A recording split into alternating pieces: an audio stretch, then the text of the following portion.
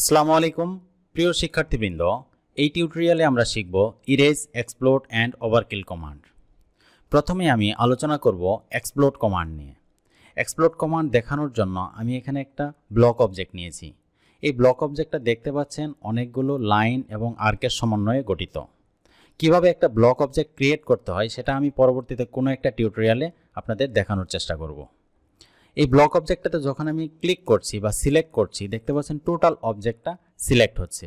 এখন আমরা এই টোটাল অবজেক্টটাকে ভেঙে যদি এরকম একটা সিম্পল অবজেক্টে কনভার্ট করতে চাই, তাহলে আমাদেরকে এক্সপ্লোড কমান্ড ব্যবহার করতে হবে।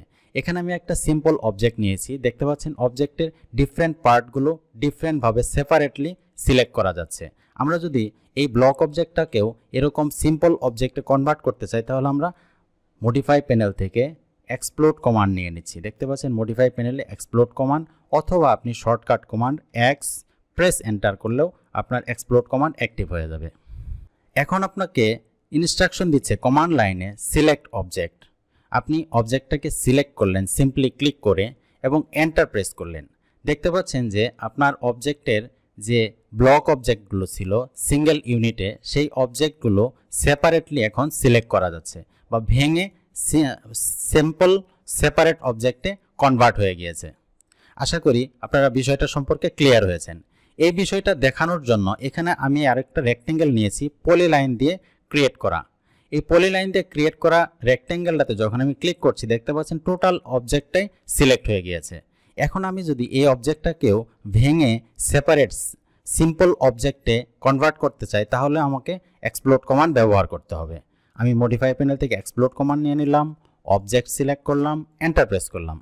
দেখতে পাচ্ছেন যে এই রেক্টেঙ্গেলের এই লাইনগুলো সেপারেটভাবে এখন সিলেক্ট করা যাচ্ছে, তার মানে সিম্পল অবজেক্টে কনভার্ট হয়ে গিয়েছে। আশা করি বিষয়টা সম্পর্কে ক্লিয়ার হয়েছেন। এখন আমি আপনাদের সাথে আলোচনা করব ইরেজ কমান্ড নিয়ে। অ্যাকচুয়ালি ইরেজ কমান্ড আমরা তিনটা ভিন্ন সহজ ওয়েতে ব্যবহার করতে পারি। প্রথমেই আপনি যে অবজেক্টটা ইরেজ করবেন, সেই অবজেক্টটা যদি সিলেক্ট করে কিবোর্ড থেকে ডিলিট বাটনে প্রেস করেন, তাহলে দেখতে পাচ্ছেন আপনার অবজেক্টটা ডিলিট হয়ে গেছে বা ইরেজ হয়ে গিয়েছে।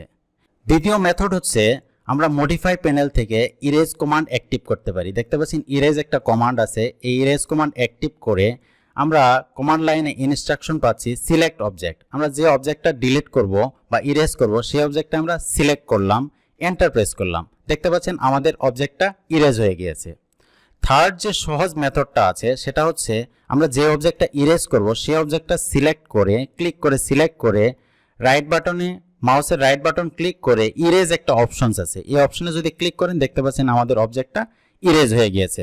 আশা করি আপনারা ইরেজ কমান্ড সম্পর্কে ক্লিয়ার হয়েছেন। এখন আমি আপনাদেরকে দেখাবো ওভারকিল কমান্ড। অ্যাকচুয়ালি আমরা যখন একটা লার্জ ড্রয়িং করি, সেই ড্রয়িংয়ের ভিতরে একটা অবজেক্টের উপর আরেকটা অবজেক্ট ড্র হয়ে যায়, আমাদের অজান্তেই অনেক সময় ড্র হয়ে যায়। সেই অবজেক্টগুলোকে ম্যানুয়ালি সিলেক্ট করে এবং ম্যানুয়ালি খুঁজে বের করে আমরা সিলেক্ট করে ইরেজ করা আমাদের পক্ষে সম্ভব হয় না। এতে আমাদের ড্রয়িংটা ইরর থেকে যায়।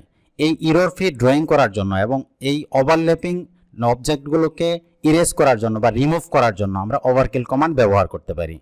প্রথমে আমরা ওভারকিল কমান্ড মডিফাই প্যানেলের ড্রপ ডাউন এরোতে ক্লিক করে এক্সপান্ড করে এখানে একটা দেখতে পাচ্ছেন ওভারকিল কমান্ড আছে, ডিলিট ডুপ্লিকেট অবজেক্টস বা ওভারকিল।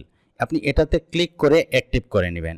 অ্যাক্টিভ করে নেওয়ার পর আপনাকে কমান্ড লাইনে ইনস্ট্রাকশন দিচ্ছে সিলেক্ট অবজেক্ট। আপনার টোটাল ড্রয়িংটাই আপনি সিলেক্ট করে নেবেন। নেওয়ার পর আপনি এন্টার প্রেস করবেন। দেখতে পাচ্ছেন একটা পপ আপ উইন্ডো চলে এসেছে। এখানে অনেকগুলো কন্ডিশন আছে, এই কন্ডিশনগুলো ব্যবহার করে আমরা আমাদের ওভারল্যাপিং অবজেক্টগুলো রিমুভ করতে পারি।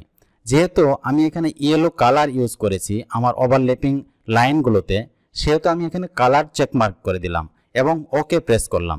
দেখতে পাচ্ছেন আমার ওভারল্যাপিং যে লাইনগুলো ছিল ইয়েলো কালারের, সেই ওভারল্যাপিং লাইনগুলো রিমুভ হয়ে একটা ক্লিন অবজেক্টে রূপান্তরিত হয়েছে। আশা করি আপনারা বিষয়টা সম্পর্কে ক্লিয়ার হয়েছেন।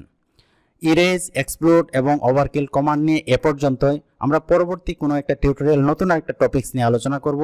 সে পর্যন্ত ভালো থাকবেন। Thank you. আসসালামু আলাইকুম।